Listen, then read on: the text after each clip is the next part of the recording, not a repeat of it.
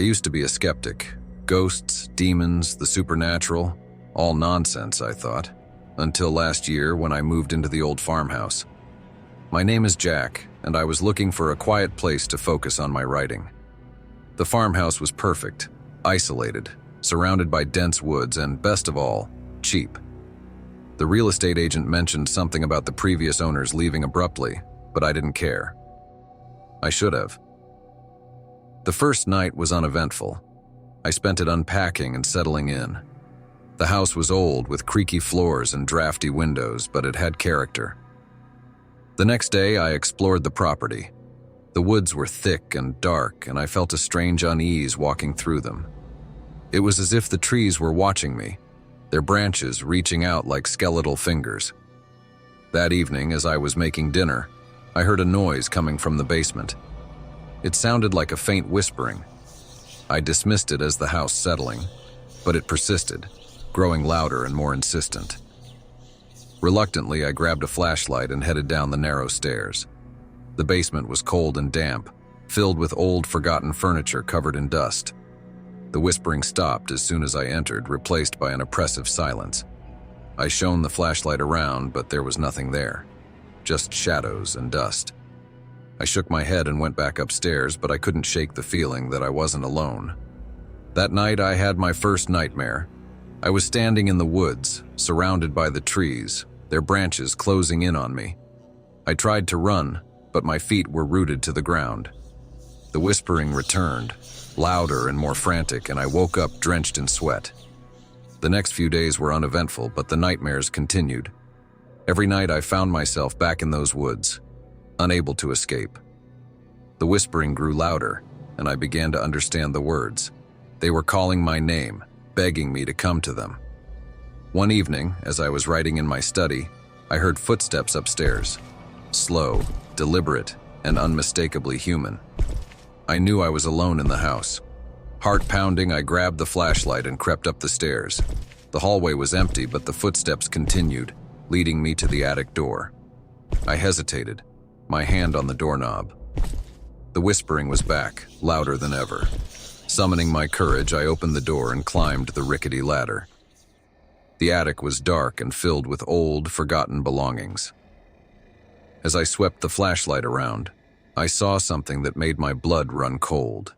In the corner, there was a small makeshift altar. Candles, now burnt out, surrounded a tattered book. The air was thick with the smell of decay. I approached the altar, my flashlight trembling in my hand. The book was old, its pages yellowed and brittle. It was filled with strange symbols and writing I couldn't understand. But there was one word that stood out, repeated over and over. Summon. A cold chill ran down my spine as I realized what the previous owners had been doing. They had been trying to summon something dark and malevolent, and they had succeeded. I heard a soft creak behind me and spun around. Standing in the doorway was a figure, tall and gaunt, its eyes glowing with an unnatural light. It was human, but there was something terribly wrong about it. Its skin was pale and stretched tight over its bones, and its mouth was twisted into a grotesque smile. I backed away, stumbling over the old furniture. The figure advanced, its movements slow and deliberate. The whispering was deafening now, a cacophony of voices all around me. I turned and fled down the ladder, slamming the attic door behind me.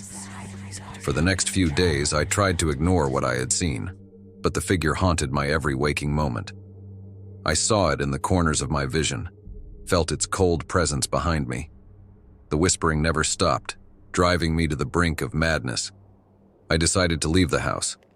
I packed my bags and drove to the nearest town, intending to never return. But as I was checking into a motel, I realized I had forgotten my laptop, the only copy of my manuscript. I cursed my luck and drove back to the farmhouse, dreading what I might find.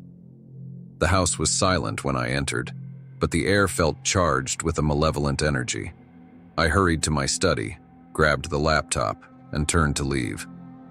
But then I heard it, the soft creak of footsteps on the stairs. I froze, my heart pounding in my chest. The figure appeared at the top of the stairs, its eyes glowing in the darkness. It smiled that twisted smile and began to descend, slowly, deliberately. I backed away, my mind screaming at me to run, but my legs refused to move. The whispering was deafening now, the voices merging into a single, insistent chant. The figure reached the bottom of the stairs and advanced towards me, its eyes boring into mine. I felt a cold, clammy hand on my shoulder and screamed.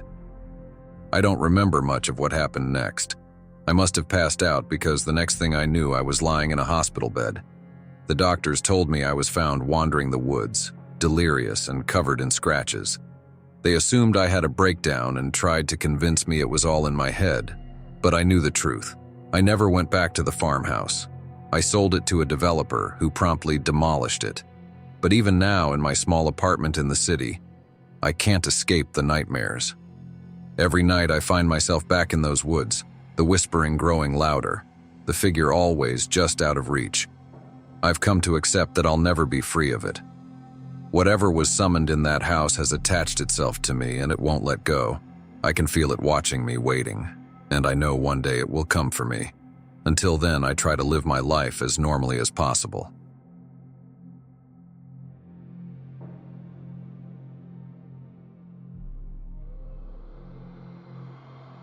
I've never believed in local folklore and legends. Growing up in a small town in New Mexico, we had our fair share of spooky tales. But the one that always sent shivers down my spine was the story of the skinwalker. My grandfather used to tell me stories about them, witches that could transform into animals using their powers for malevolent purposes. I never believed him. That was until last summer when everything changed. I had just finished my first year of college and needed a break from the city. My friend Josh suggested a camping trip in the remote wilderness near his family's ranch. It sounded perfect, a chance to reconnect with nature and escape from the pressures of modern life. We gathered our gear and set out early one Saturday morning. The first few days were peaceful. We hiked, fished, and enjoyed the solitude of the forest. But on the third night, everything took a dark turn. We had set up camp near a stream, miles away from any signs of civilization. As we sat by the campfire, the sky darkened and a chill settled in the air. We were telling ghost stories, laughing and trying to spook each other, when Mark suddenly fell silent. "Did you hear that?" he whispered, his eyes wide with fear. I strained my ears, but all I could hear was the crackling of the fire and the distant call of an owl. "Hear what?" "Listen," he insisted. Then I heard it. A low, guttural growl coming from the darkness beyond our campsite. It sounded like an animal, but there was something off about it, something almost human. I grabbed my flashlight and shone it towards the trees. The beam of light cut through the darkness, but there was nothing there. "Probably just a coyote," I said, trying to sound nonchalant. But I could see the fear in Josh's eyes. "We should go inside the tent," he suggested. We doused the fire and retreated to the safety of our tent, but sleep didn't come easily. I lay awake, listening to the sounds of the forest, every rustle and snap of a twig setting my nerves on edge. Just as I was starting to drift off, I heard it again. The growl, closer this time. I sat up, my heart pounding in my chest. Josh was already awake, his eyes wide with fear. "Did you hear that?" he whispered. "Yeah," I replied, my voice barely audible. Then we heard footsteps, slow and deliberate, circling our tent. They didn't sound like an animal's, they were too heavy, too measured. I grabbed the flashlight and unzipped the tent, peering out into the darkness. The footsteps stopped. For a moment, everything was silent. Then out of the corner of my eye, I saw movement. I turned the flashlight towards it and froze. Standing at the edge of our campsite was a figure hunched and misshapen. It looked like a coyote, but its eyes, those eyes were human. They glowed in the light, filled with a malevolent intelligence. I stumbled back into the tent, not knowing what I had seen. "It's a skinwalker," Josh whispered. "We need to leave," I said, my voice barely a whisper. "Now." We grabbed our things and prepared to run for the truck. As we peeked out from the tent, The figure was gone. The woods were silent, the air heavy with an oppressive stillness. We exchanged a look, silently agreeing to move quickly and quietly. We made our way through the trees, every rustle and snap making us jump. As we neared the clearing where our truck was parked, we heard the growl again, followed by the sound of something large crashing through the underbrush. We broke into a sprint, adrenaline fueling our flight. The truck came into view, and we threw ourselves inside, slamming the doors shut behind us. I fumbled with the keys, my hands shaking, and finally managed to start the engine. As we sped down the dirt road, I glanced in the rearview mirror. The figure was standing at the edge of the trees, watching us. I thought we were safe until we reached a narrow bridge that crossed a deep ravine. The truck's headlights flickered and the engine sputtered before dying completely. Panic set in as I tried to restart the engine, but it wouldn't turn over. Suddenly, there was a loud thud on the roof of the truck, followed by the sound of claws scraping against metal. Josh and I exchanged terrified glances, and I could see the fear in his eyes mirroring my own. The growling grew louder, and then the hammering began. A clawed hand slammed against the driver's side window, the glass cracking under the pressure. Another hand appeared on Josh's side, the nails scratching deep grooves into the glass. We screamed, pressing ourselves against the seats, trying to get as far away from the windows as possible. The figure outside the truck was relentless, its eyes glowing with an unnatural light as it peered inside. It pounded on the windows, the sound reverberating through the vehicle, each blow threatening to shatter the glass. Desperation took over. I grabbed a wrench from the back seat and smashed it against the ignition, trying to jumpstart the truck. Miraculously, the engine roared to life. I threw the truck into gear and floored the accelerator. The creature clung to the side for a moment before losing its grip and tumbling into the darkness. We sped down the dirt road, the truck bouncing and jolting over the rough terrain. My hands were white-knuckled on the steering wheel. I looked over at Josh. He kept glancing back, his face was pale with fear. "Did you see that?" he whispered. It looked like it had human eyes. "I know," I replied. "We need to get out of here." We didn't stop until we reached the safety of Josh's family ranch. We stumbled inside, breathless and shaken, unable to speak. We spent the rest of the night barricaded in the living room. The memory that deformed creature burned into our minds. The next morning, we returned to the campsite to collect our gear. This time we had a weapon with us. The forest was silent, the air heavy with an oppressive stillness. We quickly packed up and left, not wanting to linger any longer than necessary. I've learned to live with the fear, but I'll never forget that night in the forest. And I'll never dismiss my grandfather's stories as mere folklore again. Some legends are real, and some nightmares never end.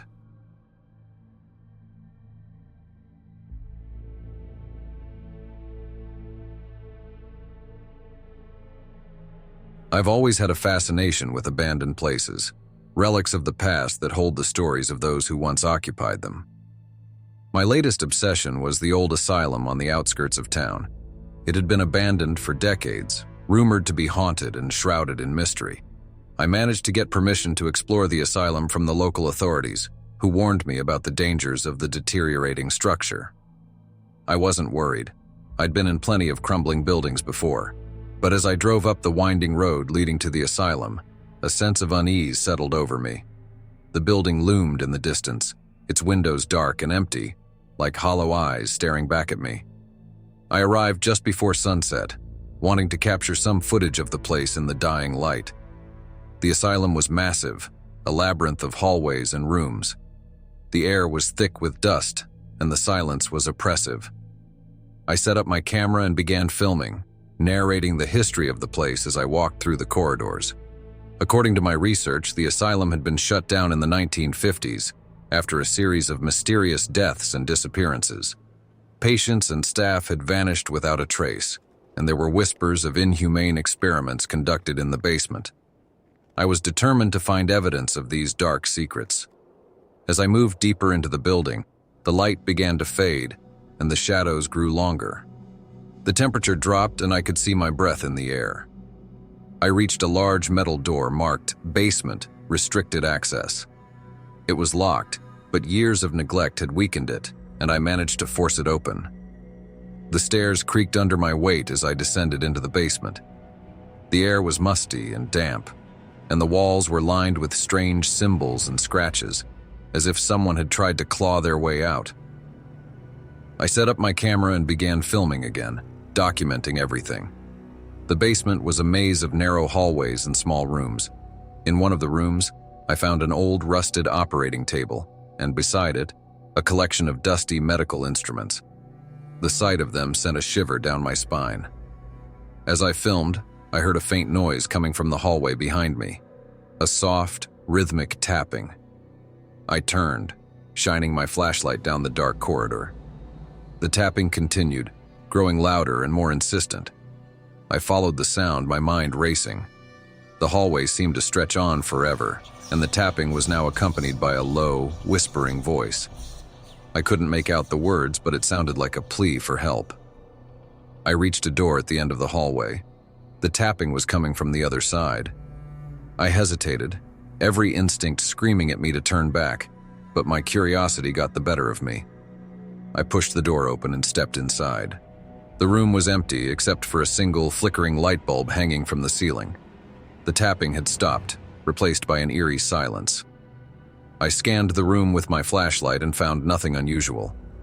But then, as I turned to leave, I saw him, a man standing in the corner, his back to me. He was tall and thin, with unkempt hair and tattered clothes. His presence was unsettling, to say the least.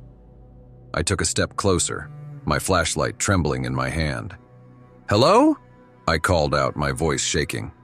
"Are you okay?" The man didn't respond. Instead, he began to slowly turn towards me. As his face came into view, I felt a wave of terror wash over me. His eyes were wild, filled with a manic intensity. He took a step forward. His movements were jerky and unnatural.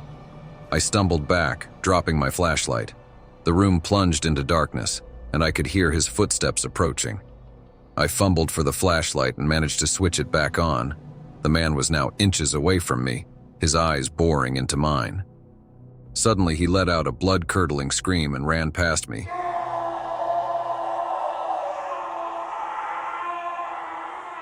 Disappearing into the hallway. My mind raced as I tried to make sense of what had just happened. I knew I should leave, but my curiosity and sense of duty as a filmmaker urged me to follow him. I made my way down the hallway, the beam of my flashlight cutting through the darkness. The man's screams echoed through the corridors. I felt like I was descending into madness, but I couldn't stop myself. I found him in a large, empty room, crouched in the corner, rocking back and forth. His eyes darted around the room as if he were searching for something unseen. Suddenly, the room was filled with a loud, metallic banging. The man let out another scream and bolted for the door where I was standing. In a panic, I turned and ran in the opposite direction as fast as I could. I navigated the twisting corridors, desperate to find my way out. The asylum seemed to stretch on forever, each turn leading me deeper into the darkness. The metallic banging echoed through the halls, growing louder and more frantic. I could feel the walls closing in on me, the oppressive air choking my every breath. Finally, I saw a sliver of light ahead. It was the exit. I pushed myself to run faster, my legs burning with exhaustion. I burst through the door and into the night, gasping for air. I didn't stop until I reached my car, fumbling with the keys in my panic. I jumped in, started the engine, and sped down the road, not daring to look back.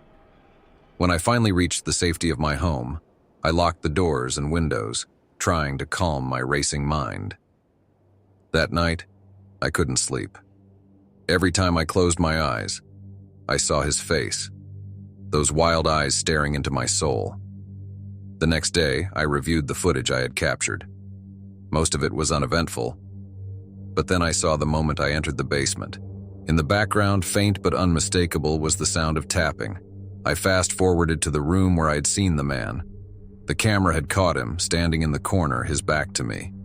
As I watched, he slowly turned towards the camera, his eyes wild and desperate. I quickly shut off the footage, feeling a deep sense of unease. I never returned to the asylum. I abandoned the documentary and reported my encounter to the police. They took my footage, and I never heard from them again. I've tried to move on with my life, but the experience still haunts me.